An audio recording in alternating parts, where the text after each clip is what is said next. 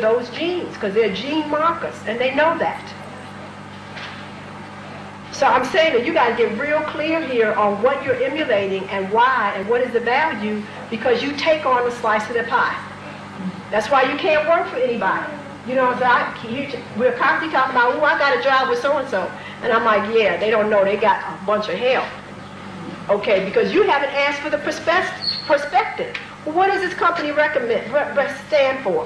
Where are their investments? Where are their holdings? They got people down in South Africa on their knees in 110 degrees chipping out diamonds, keeping them from their families twice a year. And of course the karma's on them because they didn't have to come there, but they got problems here too. But the point is, do I want to be in that circle? No, I don't want to work for De Beer. I don't want to type a paper for them. I don't want to clean a toilet. I don't want to do nothing for them because I don't want none of the karma. So when you have pride in yourself, you recognize that it's not about you giving me a job. I'm contributing my divine life force energy to help your plan work. And am I going to get a piece of that pie that you're creating? What is the pie? No, I don't want any of that. It's got blood on it. So you have to pick yourself up and see who you are. So no, I'm not going to work for Pookrum 7. All of the babies and all the people come to me, women that have been raped under the influence of alcohol. I'm going to work for alcohol? Oh, no, I'm not. Okay, for a while when I was in medicine, I had to ask myself, was I in hell? Because I have never seen such monstrosities before and how people have treated each other in my life when I've had to moonlight in these emergency rooms. And we need to look at ourselves here.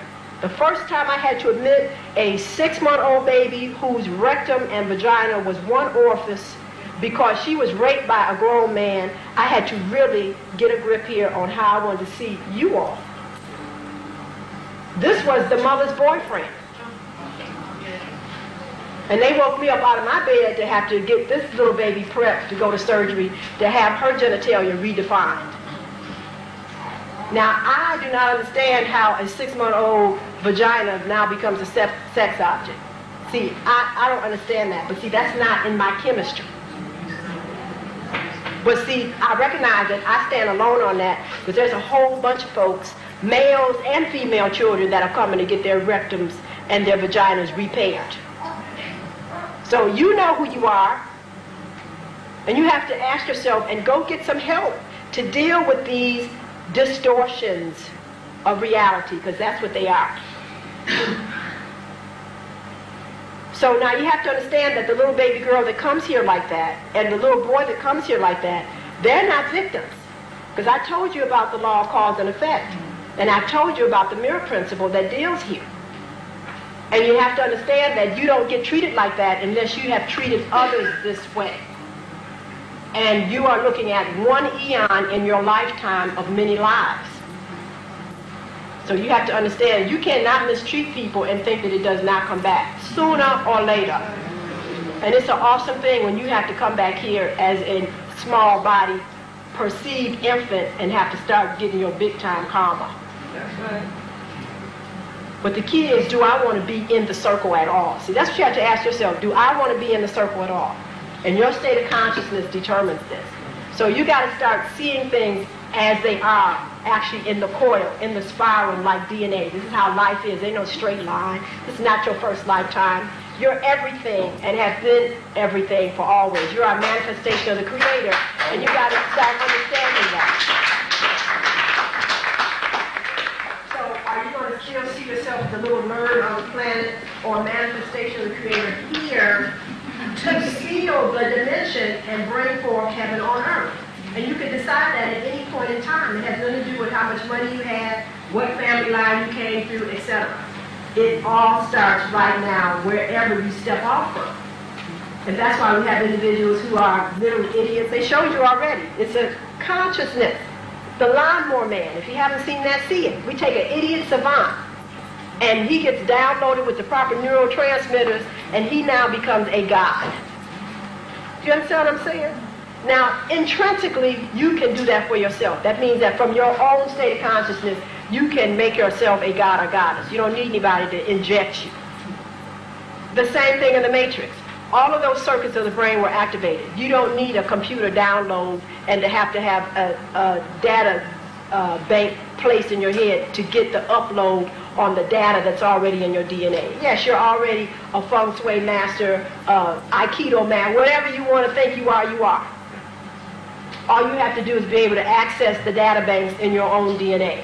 And so you have to understand when they're showing you this, based on the people who are creating this, because they are missing segments of DNA, this is how they're able to access and replace within them what is missing. That is not your destiny. That's why you have to know that if they're showing you that we got to download from outside, then you know you got to go within and upload from within. Do you understand what I'm saying? So I'm like, I appreciate the idea that they're so desperate to bring themselves into wholeness that they're remembering, because when they remember, then I remember. But I remember where my source comes from. It comes from within. I don't have to have any external data banks for me to be who I am, because I have all the DNA complements.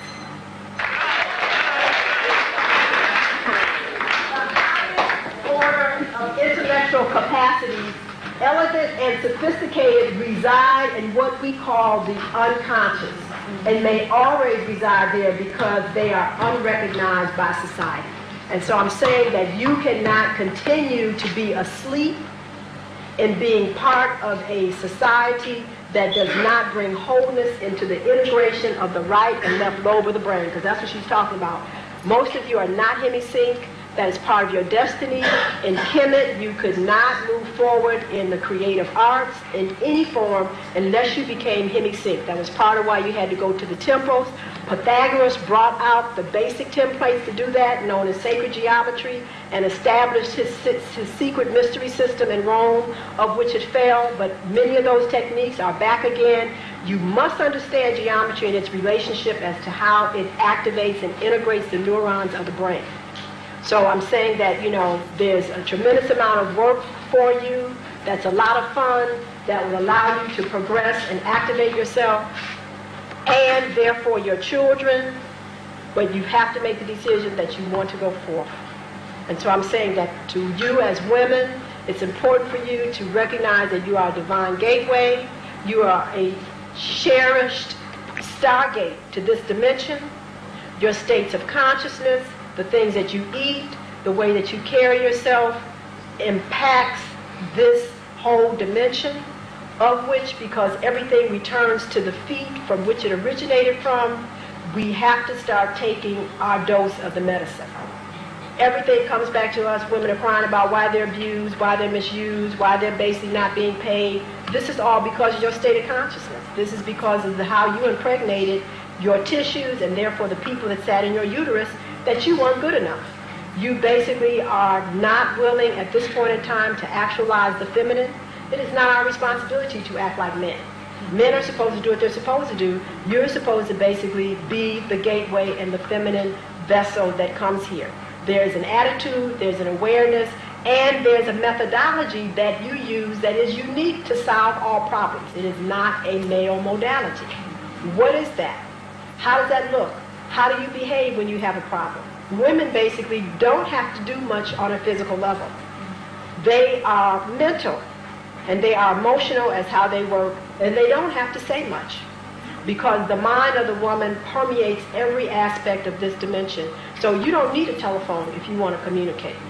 You don't need paper if you want to write a letter. That's just how profound you are created to be. So when you get to busy wanting to be active, or what we call the yang principle, and moving around and shuffling stuff and get real vocal and a whole bunch of other things, you totally shut down all of this information that works through you so that you can be a stationary home body. So I'm saying that we have to be willing to rediscover who we are as the feminine, how that functions, and to begin to extrude, literally, this kind of energy all over the planet again, so that abundance is everywhere. Abundance is everywhere. You know, I love the Saudi Arabians because they show me that even on the desert, you can know abundance. They ain't got nothing but hot air, sunlight, sand, and underneath oil, and they are one of the richest countries on the planet. So if you have water and fauna and flora and sunlight and everything, how could you know poverty? But you know it because it's in your state of consciousness. So I'm saying that you can make anything wealthy. You can make anything work for you. But first of all, you have to be willing to see the opportunity and to then basically use it for what you need it for. And this is the insight of the woman. She talked about Helen Keller. Well, Helen Keller's mother was the nidus that allowed Helen Keller to do what she did. Because she didn't see this as an animal on the floor, scrubbing and fumbling around here as a disgrace.